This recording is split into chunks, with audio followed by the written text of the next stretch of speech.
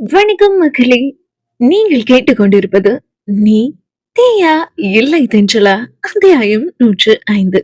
கதைக்குள்ள போவோமா? மதுவின் அருகாமை இல்லாமல் ராகவனுக்கு இப்பொழுதெல்லாம் எந்த வேலையும் ஓடுவதில்லை. அந்த அறையில் தூக்கம் வராமல் அங்கும் இங்கும் உலாவிக் கொண்டிருந்தவன் பால்கனியில் சென்று நிற்கலாம் என்று பால்கனியில் சென்று நின்று கொண்டிருந்தான். அன்னைக்கு என்னமோ பெரிய இவலாட்டம் பேசினான். என் புருஷன் எந்த தப்பு பண்ண மாட்டாரு, அப்படியே பண்ணாலும் அதுக்கு ஒரு அர்த்தம் இருக்கும். என்னைக்கும் நான் உங்க கூட தான் இருப்பேன், உங்க கூட பேசாம இருக்க மாட்டேன்னு டயலாக் எல்லாம் விட்டேன். இப்போ எங்க போச்சான் அவ சொன்னதெல்லாம்? ஷிப்ல போய் நம்புனேன் பாரு. என்ன சொல்லணும்? சீக்கிரமே இதுக்கெல்லாம் ஒரு முடிவு கட்டுறேன் என்று தனக்கு தானே பேசிக் கொண்டிருந்தான் ராகவன். இந்த ராகவன் தான் மொத்த பெங்களூருவையும் ஆட்டி வைப்பவன். அப்படிப்பட்டவனையே புலம்ப வைத்து விட்டாலே இந்த மது.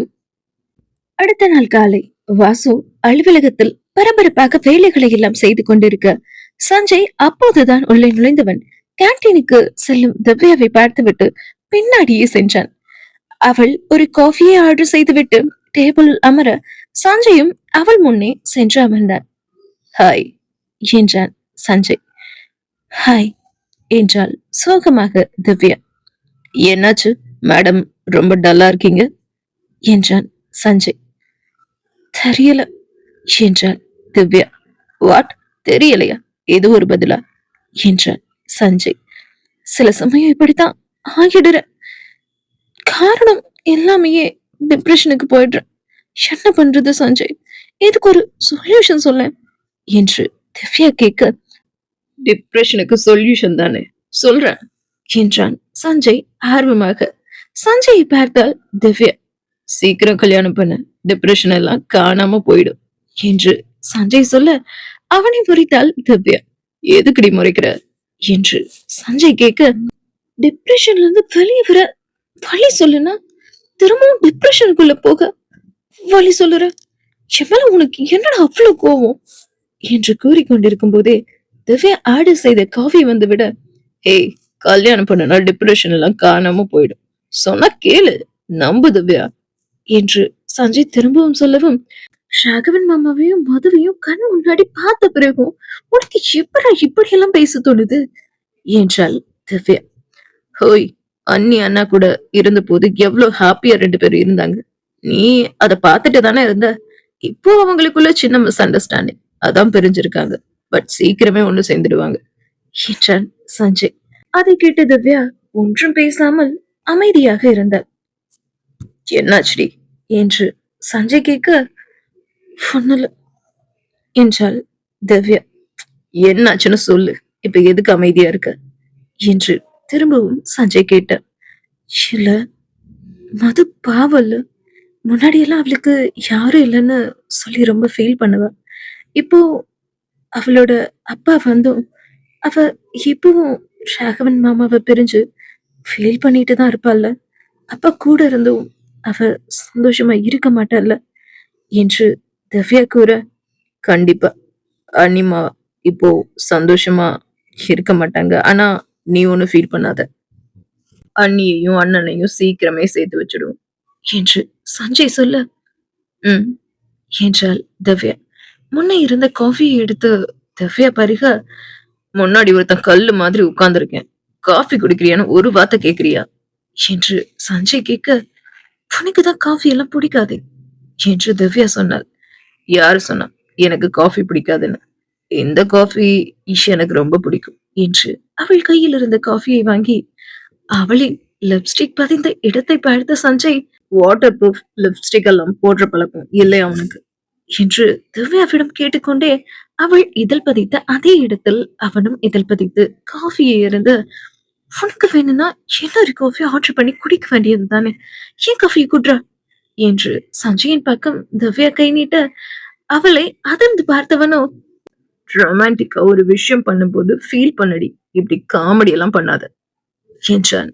முதல்ல காஃபியை குடுறா என்று சஞ்சய் கையில் இருந்த காஃபியை திவ்யா வாங்க, நான் கிளம்புறேன், கோபமா கிளம்புறேன் என்று சொல்லிவிட்டு சஞ்சய் அங்கிருந்து எழுந்து நடக்க, அவன் குடித்த அந்த காஃபியை அவளும் இப்போது சஞ்சய் இதழ் பதித்த அதே இடத்தில் தன் இதழையும் பதித்து திவ்யா காஃபியை அறிந்த அவளை கடந்து சென்ற சஞ்சயின் இதழ்களிலும் ஒரு மென்புன்னகை படரத்தான் செய்தது. அலுவலகத்தில் பரபரவென்று வேலை பார்த்து கொண்டிருந்த வாசுவின் கைபேசியில் மிஸ்டு கால் வந்தது. யாரா இது 2026ல மிஸ்டு கால் கொடுக்கிறது என்று சொன்னபடியே வாசு கைபேசியை எடுத்து பார்க்க மிஸ்டு கால் கொடுத்திருந்தது சாத்விகா தான். அதை பார்த்த வாசு, என்னது மிஸ்டு கால் கொடுக்கிற என்று யோசித்துக் கொண்டே சாத்விகாவின் எண்ணிற்கு அழைத்தான் வாசு. சாத்விகா கைபேசியை கையில் வைத்துக் கொண்டு தனது வீட்டில் தனது அறையில் தான் இருந்தாள். இருந்தாலும் வாசுவின் அழைப்பை ஏற்கவில்லை. மேடம் மிஸ்டு கால் கொடுக்கிறா, கூப்பிட்டா எடுக்க மாட்டேங்கிறாளே என்று யோசித்த வாசு கைபேசியை மேசை மேல் வைத்துவிட்டு லேப்டாப்பில் வேலை செய்ய ஆரம்பித்தான். திரும்பவும் சாத்விகாவின் எண்ணிலிருந்து மிஸ்டு கால். உதறி குவித்து ஊதிய வாசு, இவ என்னதான் நினைச்சிட்டு இருக்கா என்று நினைத்தபடியே மீண்டும் சாத்விகா எண்ணுக்கு அழைப்பு விடுத்தான். எப்பொழுதும் அவனின் அழைப்பை அவள் ஏற்கவில்லை. படுத்துறா என்று சொன்னபடியே மீண்டும் லேப்டாப்பில் வேலை பார்க்க ஆரம்பித்தான் வாசு. அவனின் கைபேசியை வாசு மேசை மீது வைக்க அவன் வைத்த அடுத்த கணம் சாத்விகாவிடமிருந்து அழைப்பு வரவே டக்கென்று அழைப்பை அட்டன் செய்தவன், இப்போ என்னடி உனக்கு பிரச்சனை, காலையில மனுஷன் வேலை செய்ய வேண்டாமா என்று கோபத்தில் கத்திவிட்டான் வாசு. மறுபுறம் இருந்த சாத்விகாவிடமிருந்து எந்த பதிலும் வரவில்லை. வாசு திட்டியதில் சாத்விகாவின் கண்ணில் கண்ணீர் நிரம்பி அது வலியும் முன்னரே சாரி என்றான் வாசு. நானும் சாரி என்றாள் சாத்விகா. எதுக்கு சாரி என்றான் வாசு.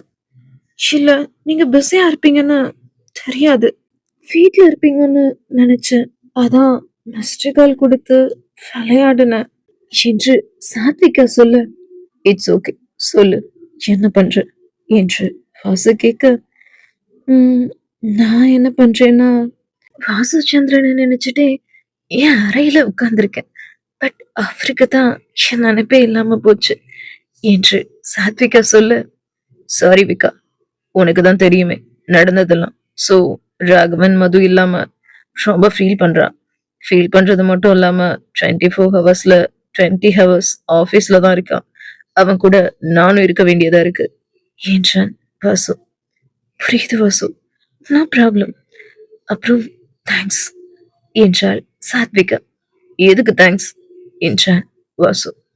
இல்ல, அண்ணா என்கேஜ்மெண்ட் அன்னைக்கு நடந்த பிரச்சனையில எங்க நீங்க என்னோட பர்த்டேவை மறந்துடுவீங்களோன்னு நினைச்சேன்.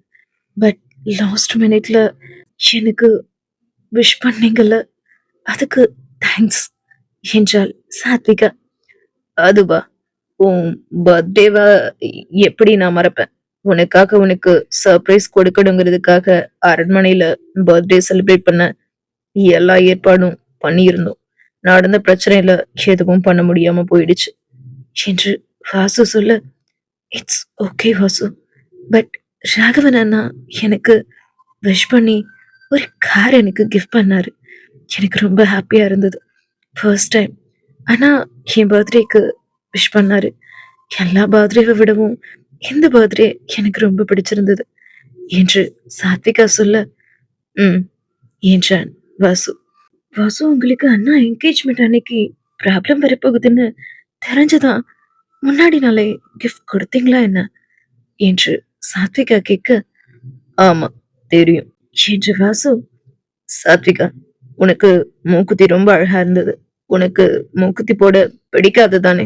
சோ எனக்காக நீ மூக்குத்தி போடணும்னு அவசியம் இல்லை, உனக்கு பிடிச்சா மட்டும் போடு என்று வாசு சொல்ல, முன்னாடி மூக்குத்தி போட பிடிக்காதுதான், பட் இப்ப பிடிச்சிருக்கு என்றாள் சாத்விகா.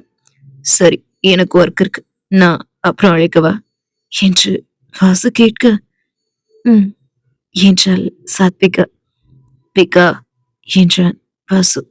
சொல்லுங்க வாசு என்றாள் சாத்விகா. ஐ லவ் யூ, பாய் என்றான் Vasu. I love you too என்றாள் சாத்விகா. வாசு சாத்விகாவிடம் பேசிக் கொண்டிருக்கையில் அலுவலகத்திற்குள் நுழைந்த ராகவனை பார்த்த வாசு தன் கேபினில் இருந்து எழுந்து வெளியே சென்றான். வேக எட்டுக்களோடு ராகவன் அவன் அறையை நோக்கி நடக்க வாசுவும் அவனோடு நடந்தான். தன் கோட்டை கலட்டி கம்பீரமான அவனது நாற்காலியின் மேல் போட்ட ராகவன், முட்டி வரை சட்டையை மடித்துக் கொண்டு நாற்காலியில் அமர்ந்தவன் லேப்டாப்பை ஆன் செய்தான். ராகவனின் பரபரப்பை பார்த்த வாசு, இன்னைக்கு ஒரு முடிவோடு தான் வந்திருக்கான் போல என்று நினைத்துக் கொண்டு, பாஸ் குட் மார்னிங் என்றான். அவனை நிமிர்ந்து பார்த்த ராகவன், மார்னிங் என்று கடுப்பாக சொல்ல, பாஸ் குட்ட காணோமே என்று வாசு கேட்க, வாசு போடவடன் பேசாம சிங்கப்பூர்ல ஃபேஷன் ஷோக்கு எல்லா ஏற்பாடும் பண்ணியாச்சா, மாடல்ஸ் எல்லாம் ரெடியான சொல்லு என்று ராகவன் சொல்ல, என்னடா நான் எங்கடா வலுவிலன்னு பேசினேன், 2 வார்த்தை தானடா பேசினேன் என்று நினைத்து கொண்டு வாசு, எல்லாம் ரெடி பாஸ் என்றான். ஓகே, இன்னைக்கு முடிக்க வேண்டிய அக்கௌண்ட்ஸ் ஃபைல்ஸ் எல்லாம் எடுத்துட்டு வா என்று ராகவன் சொல்ல, எல்லாம் டேபிள்ல தான் இருக்கு பாஸ் என்றான் வாசு. ஓகே என்றான் ராகவன்.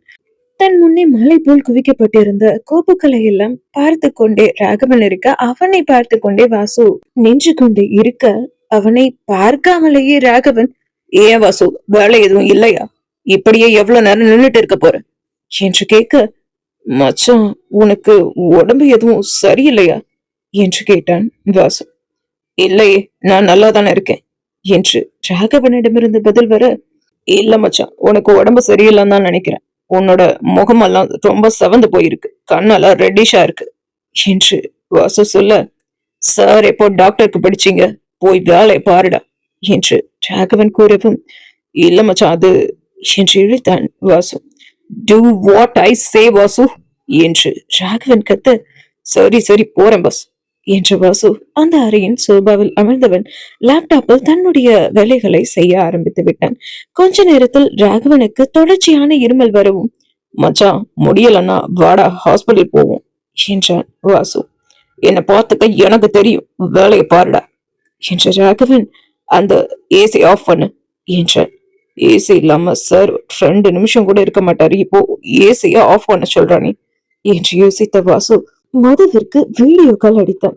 தன் தந்தையின் கவர்மெண்ட்ஸில் மீட்டிங்கில் இருந்த மது வாசுவின் வீடியோ காலை பார்த்ததும் அட்டன் செய்ய, அந்த வீடியோ காலில் ராகவன் சோர்வாக நாற்காலியில் கண் மூடி இருக்க, அடுத்த நொடி தன் 2 கைகளாலும் முகத்தை அழுத்த தேய்த்தவன் தன் முன்னே இருந்த டம்ளரில் இருந்த நீரை அருந்துவிட்டு மெசையின் உள்ளிருந்து ஒரு மாத்திரையை எடுத்து போட்டான். அதை பார்த்த மது, என்னாச்சு இவருக்கு, உடம்பு முடியலையோ என்று யோசித்தவள் வீடியோ காலை கட் செய்துவிட்டு, அண்ணா நான் உங்க கூட பேசணும் என்று மெசேஜ் டைப் செய்து வாசுவிற்கு அனுப்பியவள் தன் முன்னே தன்னோடு மீட்டிங்கில் இருந்த அனைத்து வேலையாட்களிடம், எக்ஸ்கியூஸ் மீ 5 மினிட்ஸ் வந்தாரு என்று அந்த மீட்டிங் ஹாலில் இருந்து வெளியே வந்தவள் அவள் அறைக்கு சென்றாள். வாசுவின் அழைப்பிற்காக காத்திருந்தாள் மது. மதுவின் மெசேஜை பார்த்த வாசு, மது வேற பேசணுன்றாலே, இப்போ என்ன பண்றது என்று வாசு, மச்சான் என்று ராகவனை அழைக்க, சொல்லு என்றான் ராகவன் லேப்டாப்பை பார்த்தபடி. ரெஸ்ட் ரூம் போகணும் என்று வாசுவை பார்த்த ராகவன், இது என்ன ஸ்கூலா, ரெஸ்ட் ரூம் போறதுக்கெல்லாம் பெர்மிஷன் கேட்டுட்டு வந்தா போய் தொல்லடா என்றான் ராகவன். அடுத்த நிமிடம் கைபேசியை எடுத்துக்கொண்டு ஒரே ஓட்டமாய் வாசு அந்த அறையை விட்டு அலுவலகத்திற்கு வெளியே சென்றவன் மதுவின் எண்ணிற்கு அழைத்தான். வாசுவின் எண்ணை பார்த்ததும் அழைப்பை அட்டன் செய்து காதில் வைத்தாள் மது. என்னாச்சுனா, என்னாச்சு அவருக்கு என்று மது கேட்க, காய்ச்சல்னு நினைக்கிறேம்மா, ஹாஸ்பிட்டல் கூட போகாம உட்கார்ந்து வேலை பார்த்துட்டு இருக்கான் என்று வாசு சொல்ல, மதுவிடம் அமைதி. அவளின் அமைதியை உணர்ந்த வாசு, தங்கச்சிமா பேசாம நீங்க வந்துடுமா, நீ இல்லாம அவன் சரியா தூங்குறது இல்ல, சாப்பிடுறது இல்ல என்று வாசு சொல்ல, இல்லனா அது அது சரியா வராது என்றாள் மது. மது நீ நினைக்கிற போல எதுவும் நடக்காதுமா என்றான் வாசு. ஒருவேளை நடந்துட்டா என்ன பண்றது, எனக்கு அவரோட உயிர் முக்கியம், சோ என்னால அங்க வர முடியாது, அவரை பத்திரமா பாத்துக்கோங்க என்று மது சொல்ல, சரிம்மா நான் வைக்கிறேன் என்று வாசு மதுவின் அழைப்பை துண்டித்து விட, மதுவின் அழைப்பை வாசு துண்டித்த அடுத்த நொடி அவனின் கைபேசி அடித்தது. அழைத்திருந்தது ராகவன் தான். இவன் என்ன போன் அடிக்கிறான், இப்பதானே அறையை விட்டு வெளியே வந்தேன் என்று நினைத்த வாசு அழைப்பை அட்டன் செய்து காதில் வைக்க, ரெஸ்ட் ரூம் போறேன்னு சொல்லிட்டு ஆபீஸ் வாசல்ல நின்று யாருக்கிட்ட கடலை போட்டுட்டு இருக்க என்று கடிந்தான் ராகவன். அது இல்ல மச்சான் என்று வாசு சமாளிக்க முன்னரே, கம் டு மை ரூம் என்று ராகவன் சொல்லிவிட்டு போனை வைத்துவிட, ஒருவேளை மதுவுக்கு வீடியோ கால் பண்ணினது, இப்ப பேசுனது எல்லாமே மச்சானுக்கு தெரிஞ்சிருக்குமோ என்று யோசித்துக் கொண்டே வாசு ராகவனின் அறையை நோக்கி சென்றவன் ஒரு நிமிடம் நின்று தன் கைபேசியில் இருந்த மதுவிற்கு செய்த வீடியோ கால் அழைப்பு, வாய்ஸ் கால் அழைப்பு எல்லாத்தையும் டெலிட் செய்தவன் ராகவனின் அறைக்குள் நுழைந்தான். பாஸ் என்று வாசு அழைக்க, எப்போ இருந்துடா ஸ்பை வேலை பார்க்க ஆரம்பிச்ச என்றான் வாசு. என்ன சொல்ற மச்சான் என்றான் எதுவுமே தெரியாதபடி வாசு. உன்னோட மொபைல கொடுடா என்று ராகவன் சொல்ல, மதுவிடம் பேசிய அழைப்புகளை எல்லாம் டெலிட் செய்த நம்பிக்கையில், ஏண்டா மச்சான் பாத்துக்கோ, நான் உன்னை யாருக்கும் போன் பண்ணல, வீடியோ காலும் பண்ணல என்று அவனே அனைத்தையும் உளறிவிட்டான். வாசுவை ஒரு கணம் அழுத்தமாய் பார்த்த ராகவன் அவனின் கைபேசியை வாங்கி அவன் டெலிட் செய்த எல்லா அழைப்புகளையும் திரும்பவும் எடுத்த ராகவன் வாசுவிடம் அதை காட்டி, என்னடா இது, இப்போ எதுக்கு மதுவுக்கு அழைச்சிருக்க என்று கேட்க, அது அது வந்து என்று வாசு இழுக்க, எனக்கு உடம்பு முடியலன்னு அவளுக்கு அப்டேட் பண்ணிட்டு இருக்கியா நீ? எனக்கு உடம்பு முடியலன்னு சொன்னதும் அவ தேடி வந்துட்டாளா? வரமாட்டேன்னு சொல்லிருப்பாளே. எனக்கு எதனா ஒண்ணுன்னா அவளுக்கு போன் பண்ணி சொல்ற வேலையெல்லாம் இனி வச்சுக்காத என்று ராகவன் சொல்ல, ராகவா நீ நினைக்கிற போல மது இல்லடா என்று வாசு சொல்ல, அவனது மொபைலை தரையில் போட்டு உடைத்த ராகவன், உன் நம்பர்ல இருந்து இனி மதுவுக்கு கால் போச்சு அவ்வளவுதான் என்று வாசுவை எச்சரித்தான். சாரி மச்சான் என்றான் வாசு முகத்தை பாவமாக வைத்துக் கொண்டு. சாரி, மீட்டிங்க்கு டைம் ஆச்சுல, நம்ம ஹோட்டல்ல மீட்டிங் இருக்குல்ல, மறந்து போச்சா? உன் வேலையை விட்டுட்டு மத்த வேலையெல்லாம் பாரு என்று எழுந்த ராகவன் நாற்காலியில் இருந்த கோட்டை எடுத்து போட்டுக்கொண்டான். லெட்ஸ் கோ என்று ராகவன் சொல்ல, முன்னாடி போங்க பஸ், நான் வரேன் என்று சொன்ன வாசு உடைந்து கிடந்த கைபேசியை எடுத்து ஒன்று சேர்த்தவன் ராகவன் பின்னே சென்றான். ராகவன் காரில் ஏற அவனின் சாரதி வண்டியை எடுத்தான். வாசு காரின் பின் சீட்டில் அமர்ந்தவன் மொபைலின் பாகங்களை ஒன்று சேர்த்து ஆன் செய்ய, கைபேசி ஆன் ஆன உடனேயே மதுவின் மெசேஜ் வாசுவின் எண்ணிற்கு வந்தது. அண்ணா ஆபீஸ்ல இருக்கீங்களா என்ற மதுவின் குறுஞ்செய்தியை பார்த்ததும், இல்லம்மா, நாங்க 7 ஸ்டார் ஹோட்டலுக்கு மீட்டிங்க்கு போறோம் என்று மதுவின் எண்ணிற்கு குறுஞ்செய்தி அனுப்பினான் வாசு. ஓகே என்ற பதில் மதுவிடமிருந்து வந்தது. காரில் செல்ல செல்ல வாசு மதுவை ராகவனை விட்டு சென்ற அடுத்த நாளில் அவன் சந்தித்தது, பேசியது, இதையெல்லாம் ஞாபகத்துக்கு வந்தது. வாசு மது ராகவனை விட்டு பிரிந்து சென்ற அடுத்த நாள் ஒரு கோவிலில் மதுவை சந்தித்தான். மது, நீ பண்றது தப்புன்னு எனக்கு தோணுதுமா. நீ நினைக்கிற மாதிரி ராகவன் இல்லம்மா. அவர் ரொம்ப நல்லவன். அவன் அப்பாக்காக தான் அவ அம்மாவையும் சித்தப்பாவையும் விட்டு வச்சான். அவனை நீயே புரிஞ்சுக்கலனா எப்படிமா? அவன் பாவமா. சின்ன வயசுல இருந்து அவனுக்கு அவன் அப்பா அம்மா 2 பேரோட அன்பும் கிடைக்கலம்மா. அவன் வாழ்க்கையில நீ வந்ததும் நீ காட்டின அன்புனால அவன் எவ்வளவு சந்தோஷமா இருந்தா தெரியுமா? இப்ப மொத்தமா உடைஞ்சிருக்கா மது என்று வாசு சொல்ல, எனக்கு தெரியும்னா நான் பண்றது தப்புன்னா எனக்கு தெரியும்னா, இருந்தாலும் எனக்கு வேற வழி இல்லை. என்னதான் அவரு வழியில ரஃப் அண்ட் டஃபா இருந்தாலும் பாசத்திற்கு அவரு கட்டுப்பட்டவர். ஏன் அக்காவ, அவரு சித்திய, அண்ணாவ அவர் அம்மாவும் சித்தப்பாவும் சேர்ந்து கொண்டு இருக்காங்கன்னு தெரிஞ்சதும் அவர் எவ்வளவு துடிச்சிருப்பாருங்கிறதும் எனக்கு தெரியும். எவ்வளவு கோபப்பட்டு இருப்பாருங்கிறதும் எனக்கு தெரியும். இருந்தும் ருத்ரமூர்த்தி மாமா சொன்ன ஒரே வார்த்தைக்காக அவங்கள உயிரோட விட்டு வச்சிருக்காரு. இந்த இந்த 3 பேரு சாவுக்கும் நீதி வாங்கி தர முடியாம அவர் எவ்வளவு துடிச்சிருப்பாருங்கிறது என்னால புரிஞ்சுக்க முடியுதுன்னா என்ற மதுவிடம், எல்லாம் தெரிஞ்சும் நீ ஏமா ராகவனை விட்டு விலகி வந்த என்று வாசு கேட்க, நான் விலகி வரலன்னா அவருக்கு ஏதோ ஆகிடும்னா என்று சொன்ன மது அதை தொடர்ந்து சாமியார் சொன்ன அனைத்தையுமே வாசுவிடம் கூறினார். நீ சொல்றதெல்லாம் கேட்கறதுக்கு ஆச்சரியமா இருக்குமா? ஆனா இதெல்லாம் உன்னால இல்லம்மா. நீ விலகி வந்தா மட்டும் அவனோட கண்டம் அவனை விட்டு போயிடுமா என்று வாசு கேட்க, அவருடைய கண்டத்துக்கான பரிகாரமே நான் அவரை விட்டு விலகி வர்றது தானா? அவருக்கு அவருக்கு எந்த கண்டமும் இல்ல. நான் அவர் கூட இருக்கலான்னு அந்த சாமியார் சொல்ற வரைக்கும் நான் என் அப்பா கூட தான் நான் இருக்க போறேன் என்று மது சொல்ல, ஆனா ராகவன் பாவமா என்றான் வாசு.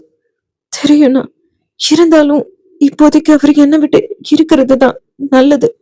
அவரை பத்திரமா பாத்துக்கோங்க என்று மது சொல்ல, நீ பக்கத்துல இருந்தாலும் இல்லாட்டியும் அவனை போடுறதுக்காக ஆட்கள் சுத்தி சுத்தி வந்துகிட்டே தாமா இருப்பாங்க. ஏன்னா அவன் அவ்வளவு எதிரிகளை சம்பாதிச்சு வச்சிருக்கான். இது புரியாம இப்படி பேசியமா என்று அவன் மனதுக்குள்ளேயே நினைத்த வாசு, சரி மது, உனக்கு எப்போ ராகவன் கூட இருக்கணும்னு தோணுதோ அப்போவா. பட் எனக்கு உன்னோட இந்த முடிவுல துளி கூட விருப்பம் இல்லம்மா என்று வாசு கூறினான். ராகவனோடு காரில் சென்று கொண்டிருந்த வாசு இதையெல்லாம் நினைத்து கொண்டே வர, மதுவோ அவளுடைய மீட்டிங்கை எல்லாம் அவளுடைய பிஏ முரளியை பார்க்க சொல்லிவிட்டு தன் காரை எடுத்தவள் ஒரு ஜவுளி கடையின் முன்னே காரை நிறுத்தி முஸ்லிம் பெண்கள் தலையிலிருந்து பாதம் வரை மொத்த உடலையும் மூடி அணியும் உடையை வாங்கி கொண்டு காரில் ஏறியவள் அந்த உடையை அணிந்து கொண்டு காரை எடுத்தார். இதே சமயம் ராகவனும் வாசுவும் 7 ஸ்டார் ஹோட்டலை அடைந்து விட்டனர். மச்சான், இன்னும் மீட்டிங் ஆரம்பிக்க 1 ஹவர் இருக்கு என்று ராகவனோடு நடந்து கொண்டே வாசு சொல்ல, ஐ நோ, இன்னும் நம்ம ஹோட்டல்ல என்னெல்லாம் ஃபெசிலிட்டிஸ் கொண்டு வந்தா நல்லா இருக்கும்னு தெரிஞ்சுக்க இங்க ஒரு மீட்டிங்க நம்ம ஸ்டாஃபோட அரேஞ்ச் பண்ணிடு. இன்னும் ½ ஹவர்ல அரேஞ்ச் பண்ணிடு. அதுக்கப்புறம் நம்ம கிளைண்ட்ஸ் மீட்டிங்க பாத்துக்கலாம் என்று ராகவன் சொல்ல, ஃபுல் டைம் பிசினஸ் மேனா இருக்க உன்னால மட்டும்தான் மச்சான் முடியும். ஆனா பெங்களூர்ல இருக்க டாப் 10 ஹோட்டல்ல நம்ம ஹோட்டல் தான் ஃபர்ஸ்ட் பிளேஸ்ல இருக்கு. அப்படி இருக்க மச்சான் இந்த மீட்டிங் அவசியம்னு நினைக்கிறியா என்று வாசு கேட்க, நம்ம ஹோட்டல் நம்பர் 1 பிளேஸ்ல இருக்கிறது சந்தோஷம்தான். பட் அதை தக்க வைக்கணும்னா இன்னும் நிறைய ஃபெசிலிட்டிஸ் கொண்டு வந்தே ஆகணும். சோ இந்த மீட்டிங் இம்பார்ட்டன்ட் என்று ராகவன் சொல்ல, சரி மச்சான், அரேஞ்ச் பண்ணிடுறேன் என்றான் வாசு. மீட்டிங் ஆரம்பிக்க இன்னும் ½ ஹவர் இருக்கு. சோ இந்த ½ ஹவர் நான் என் ரூம்ல ரெஸ்ட் எடுக்கிறேன். யாரும் என்ன டிஸ்டர்ப் பண்ணாம பாத்துக்கோ. ஐ வாண்ட் டேக் ரெஸ்ட் என்று சொல்லிவிட்டு ராகவன் அந்த ஹோட்டலில் இருந்த தன் அறைக்கு சென்றுவிட, அவன் அறையின் முன்னே பாடி கார்டை நிறுத்திய வாசு காஃபி குடிக்க கேன்டீனின் பக்கம் சென்றான். அந்த சமயம் பார்த்து மது வாசுவிற்கு போன் செய்ய, மதுவின் எண்ணை பார்த்த வாசு மதுவின் அழைப்பை அட்டன் செய்து காதில் வைத்தாள். அண்ணா, அவர் எங்க? நீங்க மட்டும் இருக்கீங்க என்று மது கேட்க, மது, நீ பக்கத்துல இருக்கியா? நம்ம ஹோட்டல்ல இருக்கியா என்று வாசு கேட்டான். ஆமாண்ணா, உங்க முன்னாடிதான் இருக்கேன் என்றாள் மது. மது சொல்வதை கேட்டு சுற்றும் முற்றும் பார்த்த வாசு, எங்கம்மா இருக்க? உன்னை காணோமே என்று வாசு சொல்ல, அண்ணா, உங்க முன்னாடி பரதா போட்டு ஒரு பொண்ணு உட்கார்ந்துருக்கல்ல, அந்த பொண்ணு நான் தான் என்று மது சொல்ல, என்னம்மா சொல்ற என்று அதிர்ச்சியில் எழுந்தே விட்டான் வாசு. இனி என்னவெல்லாம் நடக்க போகிறது? நீ தீயா இல்லை தென்றலா? இந்த கதையில் என்பதை நாம் அடுத்த அத்தியாயத்தில் பார்க்கலாம். மக்களே, இந்த கதை உங்களுக்கு பிடிச்சிருந்தா மறக்காம லைக் பண்ணிட்டு கதை எப்படி இருக்குன்னு கமெண்ட்ல சொல்லுங்க. உங்களோட நண்பர்களும் இதை போன்ற ஆடியோ நாவல்ஸ் எல்லாம் கேட்பாங்க அப்படின்னா மறக்காம நம்ம ஆடியோ நாவலை அவங்களுக்கு ஷேர் பண்ணி விடுங்க. மீண்டும் வேறொரு அத்தியாயத்தில் உங்கள் அனைவரையும் சந்திக்கும் வரை உங்களிடமிருந்து விடைபெறுவது உங்கள் Chitra. Tata, bye bye, see you.